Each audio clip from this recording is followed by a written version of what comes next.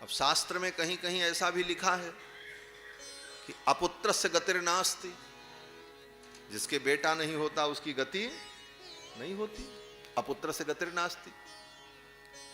लेकिन शास्त्र के इस पंक्ति का अर्थ कितने अंश में और कहां ग्रहण करना है, यह समझने की जरूरत है। अगर यह वाक्य संपूर्ण रूप से अपुत्रस्य गतिर्नास्ति, पुत्र जिसके नहीं है उसकी गति नहीं होती है, तब तो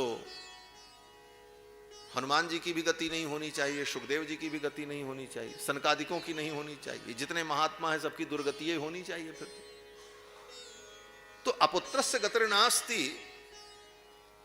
इसका केवल इतना ही अर्थ है कि गृहस्थ जीवन में रह करके संतान को उत्पन्न करना चाहिए, जिससे संतति और कुल की परंपरा चले, प्रयास करना चाहिए।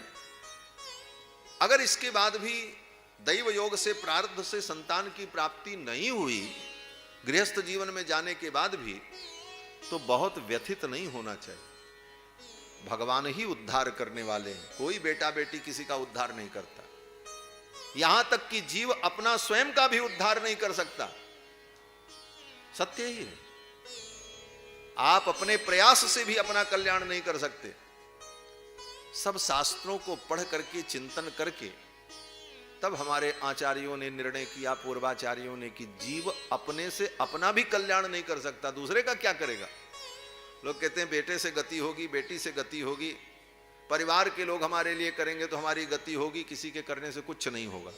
हाँ, अपने करने से भी अपनी सदगति हो जाएगी, इसकी कोई गारंटी नहीं। इसीलिए हमारे आचार्यों ने कहा, अपने कल्याण के लिए भी तुम अपना प्रयास जो करते हो उस पर भरोसा मत करो, सब कुछ भगवान पर छोड़ दो, क्योंकि भगवान के बिना किसी की गति नहीं है।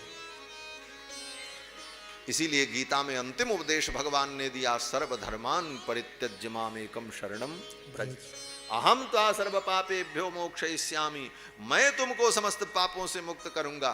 तुम्हारी इतनी औकात नहीं है कि तुम अपने प्रयास से पापों से मुक्त हो जाओ और स्वयं अपना कल्याण कर लो। जीव अगर अपना कल्याण कर पाता तो क्या अवसर नहीं मिले थे?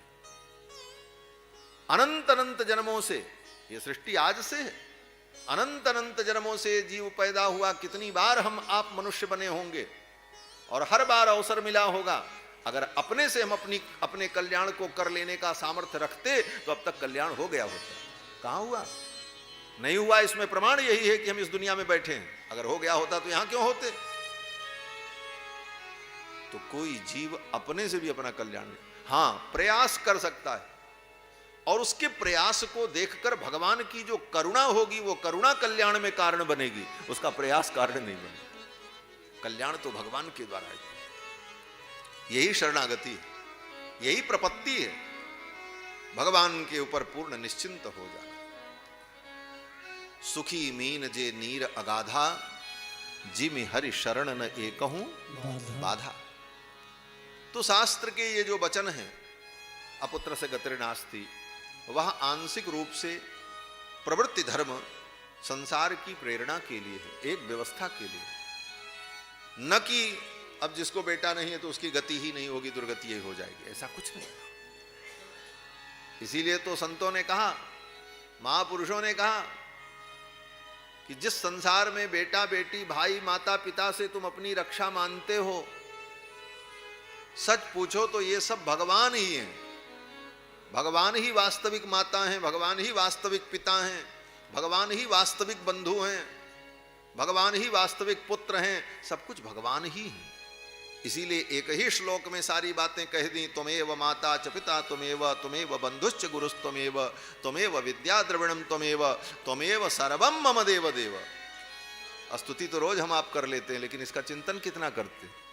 भगवान के सामने आंख बंद करके दो ठो फूल ले करके, तुम्हें माता चिपता तुम्हें बंधुश्चस्का तुम्हें विद्या द्रविणम तुम्हें, उसके बाद फिर रोते हैं हमारा बेटा हमारी बेटी, ये वो दुनियादारी। ठीक है, व्यवहार संसार का चलना चाहिए, लेकिन तत्व को भी समझना चाहिए। तत्व क्या है, तभी इन सब चीजों को सुनने का फल है। तो महाराज आत्मदेव ब्राह्मण को यही लगा कि अब तो मेरे बेटा नहीं, गति नहीं होगी, मरने को तैयार जा रहे थे। उधर से एक महात्मा आ रहे थे, सन्यासी, श्रीमद् भागवत महापुराण के 10वें स्कंद का पारायण कर रहे थे। उन महात्मा को देखा, चरणों में गिर पड़े। आत्मदेव ब्राह्मण बोले अब तो हम मर जाएंगे। बोले क्यों? बोले हमारे बेटा नहीं। तो महात्मा ने कहा देखो, ये बेटा के चक्कर में प्राण मत दो। ये बेटा बेटी प्रारब्ध से मिलते हैं और नहीं है तो नहीं है, कोई बात नहीं। विवेक धारण करो। विवेकम तो समासाद्य, विवेक का चिंतन करो। त्यज संसार वासना, ये संसार की वासना है कि हमको बेटा बेटी मिले, इस वासना को छोड़ दो। मुंचा ज्ञानम प्रजारूपम, प्रजारूपम पुत्र रूपम, ये अज्ञान जो तुम्हारे अंदर, इसे छोड़ दो और भगवान का भजन करो। और रही बात बेटा की, तो इस जन्म में तुमको बेटा उटाब नहीं होगा। और इस जन्म की कौन कहे?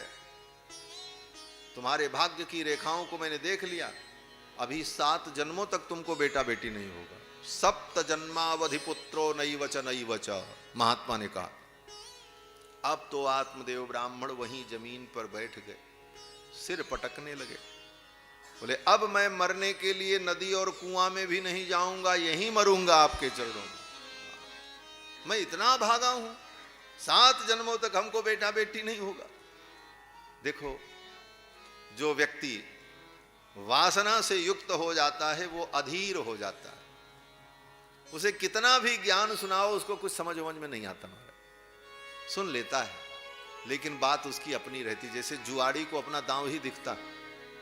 कितना भी सुना दो, वासनाएं जन्म जन्मांतर से जो भरी हैं उसको निकालना इतना सरल। त्यज संसार वासनम कहना बड़ा सरल है, निकलना ही बड़ा कठिन। इसी के लिए सारे साधन है, जप तप नियम उपवास, तीर्थ कथा श्रवण, गुरुओं की सेवा, संत की सेवा, दान पुण्य सत्कर्म। मानव जीवन में इतनी बड़ी व्यवस्था जो शास्त्र ने दी, इसीलिए कि ये सब करते करते करते करते एक दिन तो वासना छूटेगी।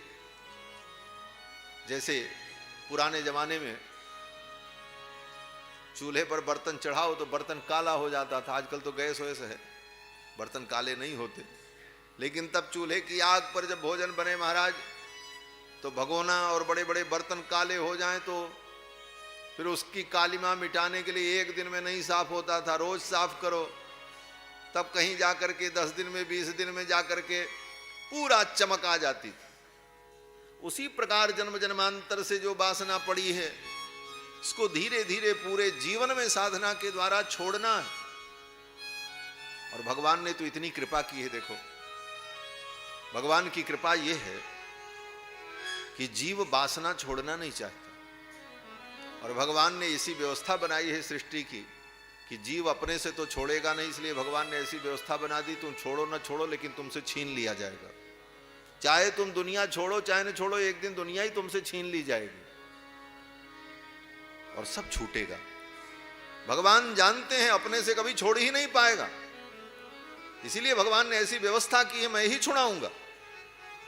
और छोड़ना पड़ता है, रो करके छोड़ो चाहे हंस करके छोड़ो, छोड़ना सब पड़ेगा। पामर तो ही तजेंगे प्राणी, तू न तजे अबहिते। ये संसार ही तुमको त्याग देगा, इसलिए बुद्धिमानी है समय रहते स्वयं धीरे धीरे संसार को छोड़ने का प्रयास कर।